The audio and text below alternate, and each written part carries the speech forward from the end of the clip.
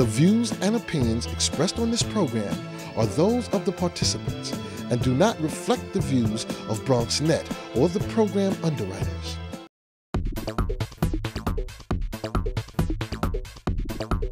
BronxNet.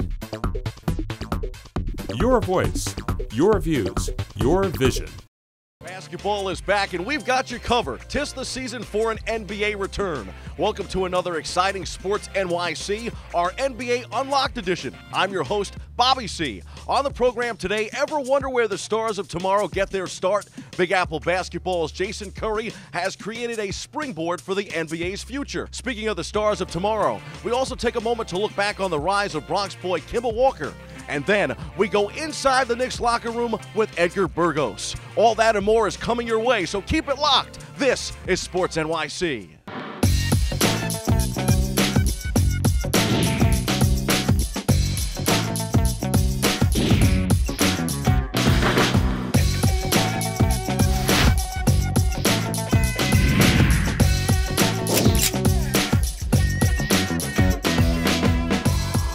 From the heavens of the newly renovated Madison Square Garden, Sports NYC makes a stop at the world's most famous arena. I'm Bobby C. Leading off the show today, Big Apple Basketball's Jason Curry. Jason, good to see you, man. Bobby, thank you for having me. I think it's great to be back at the Garden again. Great to have basketball back again this year. Yeah, I mean, a lot of us in the basketball community were dreading a lockout for the entire season. We're glad everything worked out. You know, Jason, I look at Big Apple Basketball, and so many of the superstars that are in the league today have come up through Big Apple Basketball.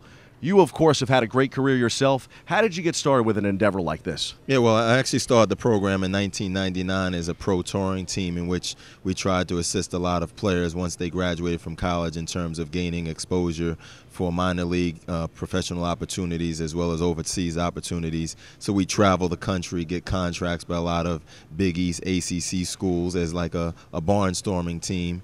And then we began our youth program, our non-for-profit portion of what we do in 2003, in which we started doing a lot of our high school programming events as well to try to assist local student athletes in terms of gaining college exposure as well as college scholarship opportunities. I know you're a modest guy, but again, a great career for you as a player, and now you're able to teach a lot of young players and basically help them make the next step. Talk a little bit about where you came from. Yeah, well, I mean, that's very important for me. I'm a New York City native. You know, I played at Archbishop Malloy High School in the CHSA League here in New York City, as well as Hillcrest High School in Queens, part of the PSAL League.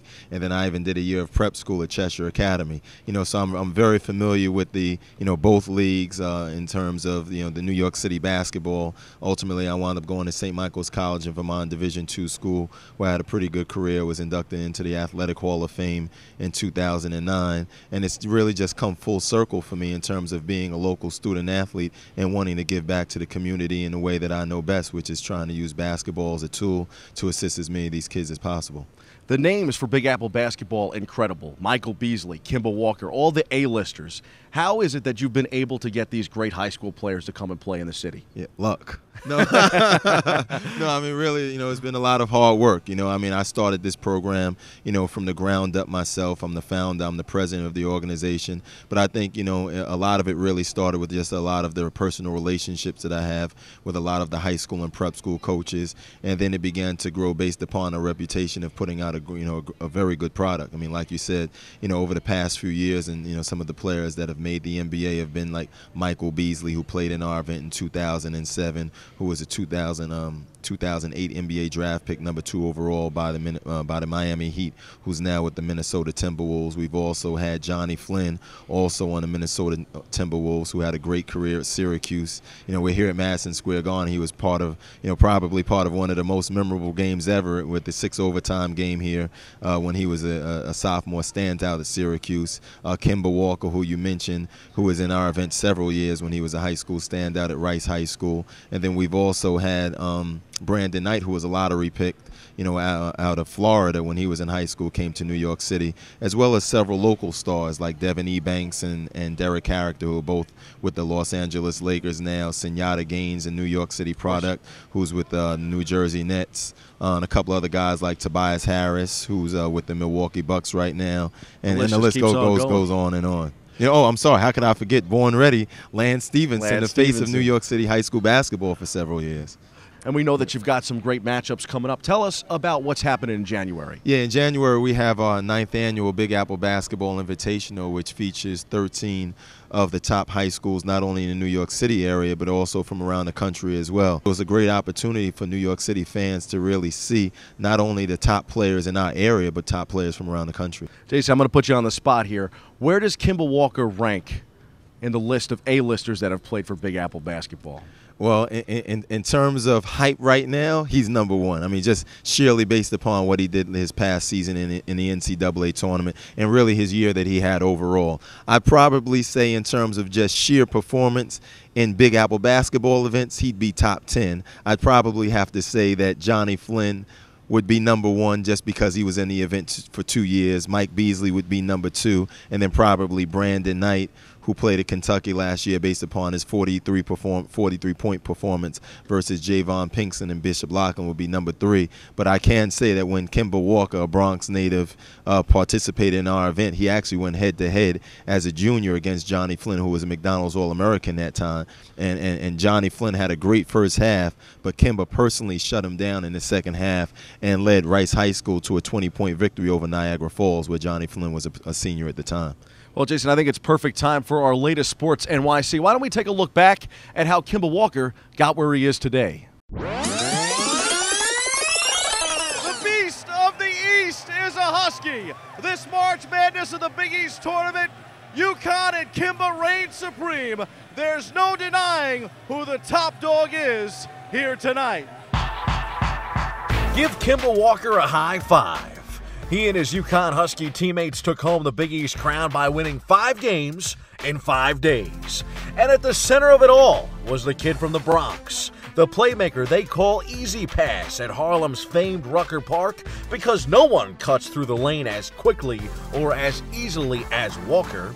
The 6'1" junior put his personal signature on the conference tournament Saturday night with a team-high 19 points as the 21st ranked and 9th seeded Huskies edged Louisville 69-66 before a sellout crowd at Madison Square Garden. Can you put into words what it feels like when the Garden chants your name? Wow, that's special. Well, I can't put into words, honestly. It's a special feeling, though. The former Rice High product let chants of MVP wash over him as he held the tourney's most valuable player award in his hands. When it was all said and done, Walker, whose 130 points set a tourney record, embraced his mother. She couldn't be prouder of her basketball prodigy. I'm on cloud nine right now. I'm so proud of that young boy of mine. So proud. Oh, God, it's so surreal. When he was growing up, did you think he was going to attain this kind of a success? Yes, I did, because you can see it, and he has the drive, the will to do what he wants to do.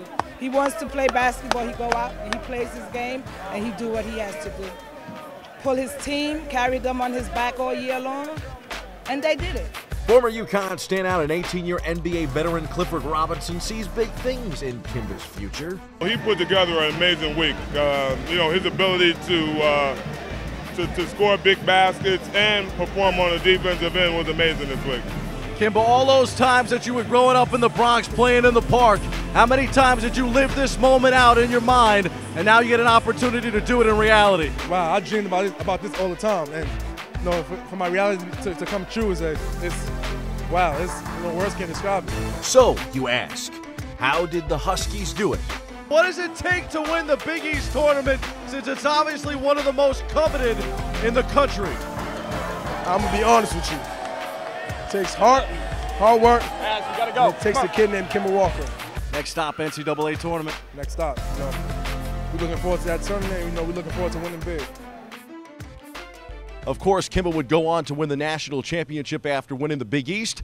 And then, of course, he got the call from Michael Jordan and the Charlotte Bobcats in June as he was drafted for the NBA. We got an opportunity to catch up with Kemba and his proud mom on that evening. If you can, I mean, this has got to be the culmination of everything. Yeah, definitely. This year has been an unreal year. From college, us, winning the Big East and national championship, and meeting the president, Yankee Stadium, being on graduation at Mother's Day.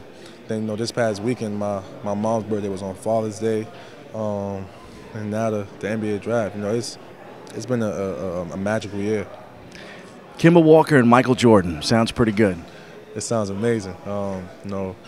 Me being picked by the broadcast, I feel like I have the upper edge, over a lot of rookies because, I'm going in, to learn a lot of things from the greatest player to ever play the game. So, hopefully I can be, one of the greats.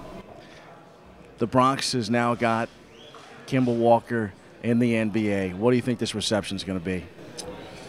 Man, I already know that the Bronx is going crazy right now. I've always had them on my back, throughout my career. So, I just want to say thanks for all their support. And then final question, because we don't want to keep you, got a lot of people waiting for you. If you could tell that little kid in the park that was just like Kemba Walker, dribbling a basketball, playing in the playground at night in the wintertime here in New York, what would be the word of advice for a young Kemba Walker? I'll just tell him. Whatever you do, not even, it doesn't have to be basketball. Make sure you work hard at it, and make sure you do well in school because, if you do well in school, it can take you a long way, a real long way, because if I don't make it so far in basketball, I still have my degree, so I can do whatever I want. So I think that's the best advice I can give a kid. Congratulations, man. Thank you. We spoke to you after the Big East tournament, which was very exciting. Yes. How much better is this? Oh, this is the ultimate. This is the biggest stage ever. He went to the Apollo, he did the Garden, and now he's doing the NBA. So, wow, this is just unbelievable. It's just been an unbelievable year for us. Were you as nervous as he was about this? No. I have to be the rock of the family, so I always try to stay grounded, stay focused, and just make sure I'm the one that, could always be there to hold his hand. As you mentioned, this is very exciting because not only is Charlotte a great opportunity to play, but also because of Michael Jordan. Exactly. I think that's the ultimate part of it. Michael Jordan, everybody wants to be like Mike, and now he's going to play for Mike. So, hey, it's the ultimate. You could describe what that feeling felt like when you heard David Stern call your son's name. It's a feeling that I've been wanting to feel for the longest, especially for Kemba, because he was sitting next to me and he was just nervous. He was nervous. And, I just kept, rubbing his shoulder and saying, you're going to be fine. Everything's going to be all right. My feeling, like I said, I just try my best not to be nervous. And I'm just happy for him. And I'm happy where he's going. He's staying home on the East Coast. That's the best part of it. To be able to have him so close to home tonight, I know it's not at Madison Square Garden, it's at the Prudential Center. But what do you think this means for the people of the Bronx?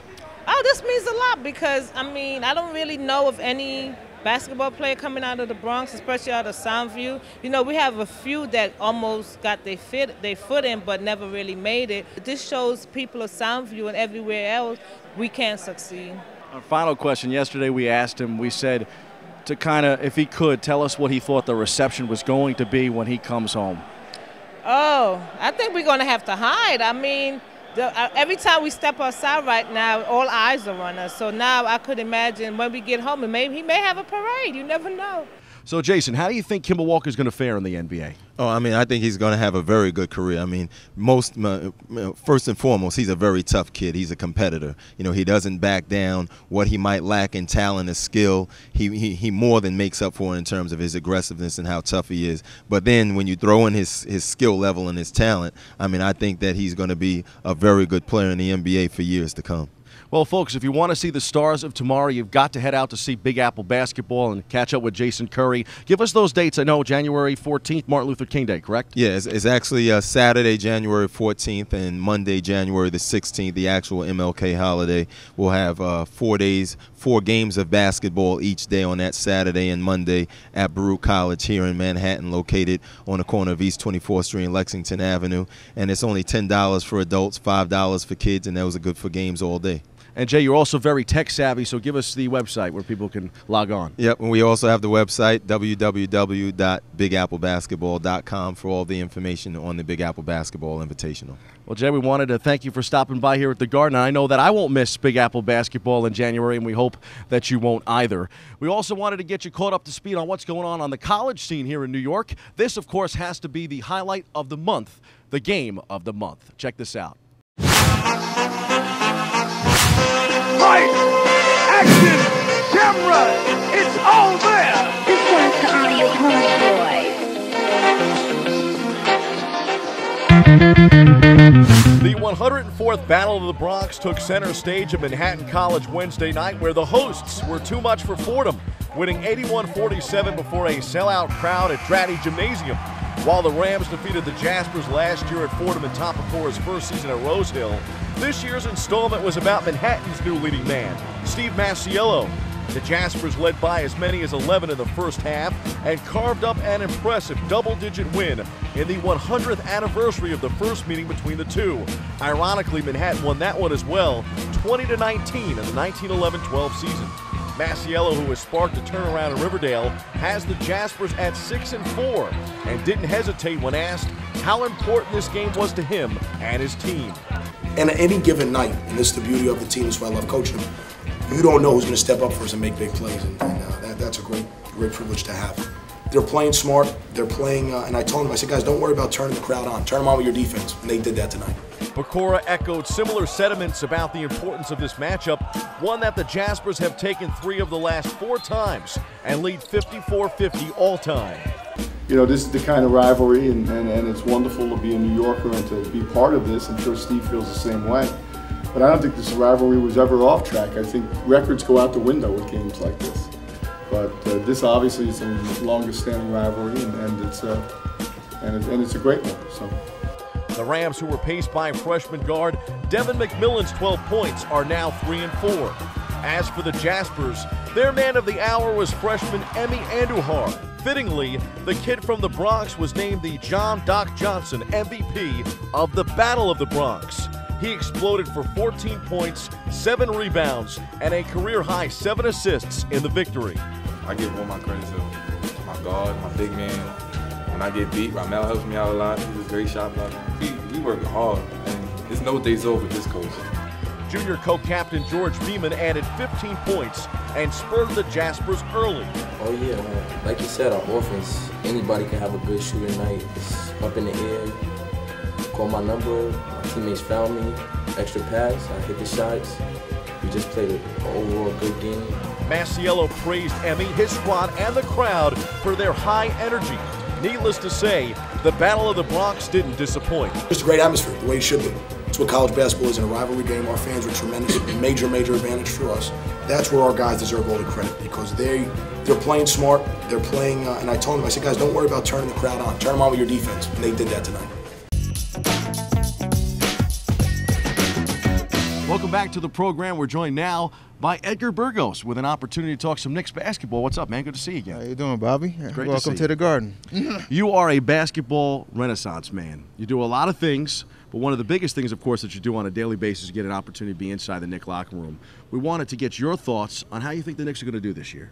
I think they're going to surprise a lot of people. I think they have a, they're young. They have stars. They have Tyson Chandler was a great pickup. Baron Davis, who we picked up yesterday, if healthy, I think we could talk chip with this team. For the first time in 10, 12 years, we could talk chip. I was very surprised by the comments by NBA legend and ESPN analyst Magic Johnson this week. He picked the Knicks to finish 3rd in the division, of course, behind Chicago and Miami, or Miami and Chicago. Do you think that was too high for them, or you think they can finish 3rd this year? I think they can finish 3rd. You got to give the Heat. They were together for a whole season last year. The Bulls were together for a whole season last year. The Knicks, they're probably pretty much like a new team. Amar'e was there for the whole season last year. Carmelo came on late, but now they had a whole training camp together. 3rd is realistic. When was the moment that you felt the Knicks really finally rebounded? Because it's really been a lot of spring times here at the Garden where the lights have been out until last year. The day we picked up Amar'e. He definitely set a different tone in the locker room that we could win ball games, and and obviously picking up Carmelo, Landry Fields was a nice good rookie acquisition we picked up, but definitely the day we picked up Amar'e. I think it's interesting because Stoudemire signing with the New York Knicks, of course, paved the way for Carmelo Anthony. And we wanted to take a moment right now to look back at another Sports NYC rewind for the night that Carmelo Anthony came to the Knicks. It ain't really sinking in yet, the fact that I'm a New York Knick. I feel like I'm still dreaming right now. It was a dream come true for myself. I'm ready to get down to business right now. Melo has no weaknesses. He can do it all, man. So Amar'e, can you imagine those two guys on the same side? Or on the opposite side, reversing the ball around. Amar'e has a lot of one-on-one opportunities, so they're definitely going to help each other. Yeah, it was great. Definitely watching Kemba pretty much. We needed that offensive threat out there when I'm not on the court, and he's definitely that. He demands a double team and he scores well. For the fans to react the way that they did, and to give me that ovation that they did, that was exciting.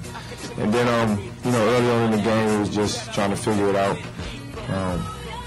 Trying to run D'Antoni's system and, fit in with Amar'e and with Fields and with, all them other guys. But towards the end of the game, it came down to basketball at that point. So, Ed, how will Amar'e and Carmelo coexist for an entire season? I think pretty well. With Carmelo in Denver, he obviously had to score a lot. And, his assists, he was probably averaging 2 assists a game. I actually think this season he could average between 5 and 6 assists a game. People don't really realize he's actually a great passer, and the ball's going to pretty much run through Carmelo, which he's going to set up Amar'e a lot. And, Amar'e, obviously, with the addition of Tyson Chandler, Amar'e doesn't really have to, play the bigger guy this year. He could, come out there, spot. I think he's going to, in the fourth quarter, he's going to be more well-rested, and he's going to, take over the fourth quarter. Magic said that he felt the Knicks had one of the most upgraded rosters coming in, while some of the other teams might be getting a little bit older. Maybe a team like the Boston Celtics, who knocked off the Knicks in the first round, but maybe they'll take a step back and the Knicks will take steps forward. How important is Tyson Chandler's addition to the Knicks? Because now they finally have a big man in the middle to pair with those two stars. Oh, it's big. I mean, Tyson Chandler brings a championship pedigree to the team, and he knows how to win a chip. And, he could tell guys in certain situations in the fourth quarter, hey, this is how we're going to play. Let's play defense. And that's what Tyson Chandler does. He's going to bring a defensive intensity to the team that this team probably hasn't seen in the last, 5, 6, 10 years. Knicks have certainly been making a lot of moves, Edgar. Their latest one, of course, is the signing of Baron Davis. We were on the scene up in Greenburgh at the Knicks practice facility for the addition of Baron Davis. Take a look.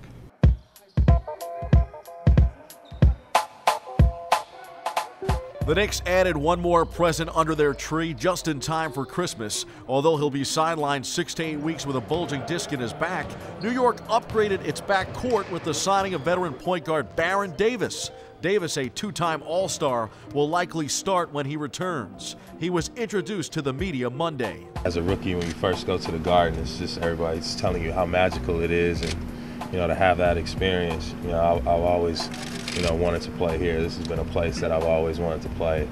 I always kind of rise to the occasion when I'm playing against the Knicks and playing in the Garden, and it's just an unbelievable opportunity, and I'm ready to accept the challenge. Knicks head coach Mike D'Antoni spoke highly of his new playmaker. What he brings, another big guard, especially on the pick and roll for Tyson and Amar'e, especially being able to switch things and not being able to be posted up. He just brings a lot. Fellow newcomer Tyson Chandler aided in the recruitment of Davis. He's a big guard, but he's very athletic, moves very well. There wasn't too many guys that can handle it. All-star Amar'e Stoudemire called the move a slam dunk for the Knicks. Baron is a phenomenal player. He's been solid his whole career, so he's going to help us. It's going to be great, man. With Baron, the way he passes the ball, he has great ball handling skills. He's very creative with the basketball, so with that fast break offense, it's going to be tough to stop us.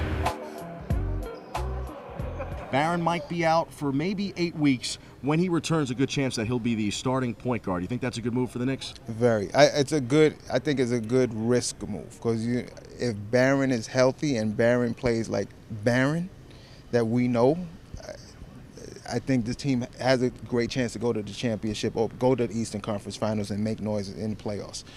Mike Bibby was a solid acquisition. We know his days in Sacramento was awesome, and he played solid. He was solid with the Heat. Playoffs, he struggled a little bit. I think he's going to definitely try to rebound this season. We're not talking about Shumpert. His confidence is very high. You don't really see that with rookies. He came in and he's like, I belong in this league. And You like to see that in some rookies, and you're like, is this guy a little bit cocky? But I mean, right now he's showing it on the practice floor, and he's showing it. He showed it in the first game against the Nets that he could play. So Ed, final thoughts, final prediction for the Knicks this year. I want to say championship, but I could see us going to the Eastern Conference Finals, and I think that would be a great season for the Knicks, a springboard for next season. I mentioned it before, being a Renaissance man. You're a television guy as well, producer. You've got a lot of projects up and going. What's the latest with you right now, besides the Knicks? Just, you know, I do a radio show on online radios, H2G Radio. I do it weekly every Thursday with Ricky Rivers. Hard to Guard Radio. Hard to Guard Radio. So we do it every Thursday night at 9 o'clock, and we get a lot of Knick guys to come on, a lot of NBA guys, a lot of Knick analysts, beat writers, and like this Thursday we have Chris Mullen coming on, and working on that, working on some projects with some documentaries. I don't really want to talk about it yet, but we're working. Sounds really good. So where can people log on? I know Blog Talk Radio website. Where can they find out more about Edgar Burgos? hardtoguardtv.com, and they could go to Blog Talk Radio /H2G Radio. Well, Ed, your career is certainly on the rise, and we hope that the Knicks, things are going to be on the rise for them too this year. Thanks for coming on the show. Appreciate it, Bobby. We're going to take another quick time out. When we come back, we're going to take a look at some of your comments here on Sports NYC. 10% of our youth and 1 in 4 competitive high school athletes have asthma. As a coach, I've realized that battling through it is not necessarily the way to go. You need an asthma treatment game plan that's tailored for individuals and a disciplined team approach between coach, player, and family. You can and will win at the highest level with asthma, on and off the court. Make it your business to learn the symptoms. Check out BreatheEasyPlayHard.com for more on how young athletes play sports with asthma. Welcome back to Sports NYC. I'm your host, Bobby C. Last time on the show, I told you what I thought the greatest game ever played in the Bronx was. Of course, it has to be the greatest game ever played, the 1958 championship game between the Giants and the Colts. We wanted to hear reactions from you, so we logged on to our Facebook and our Twitter, and we got some responses, and the people, of course, have spoken. Desiree writes in, and she says, greatest game I ever saw played in the Bronx was the 2003 American League Championship Series Game 7 against the Red Sox. Pedro Martinez was pitching a great game, and the Red Sox looked like they were finally going to have a chance to break the curse, but then manager Grady Little left Martinez in too long, and the Yankees staged one of the best comebacks I have ever seen. I jumped up and I screamed, and I was like one of the players. Then came the moment when Aaron Boone became Aaron Bleeping Boone and dashed any hopes the Red Sox had. That's a great game, Desi. Michael Rubin writes, Game 6 of the 1996 World Series is up there among the best from my lifetime. The excitement in the stadium built from the first pitch and culminating with Charlie Hayes putting away the last out.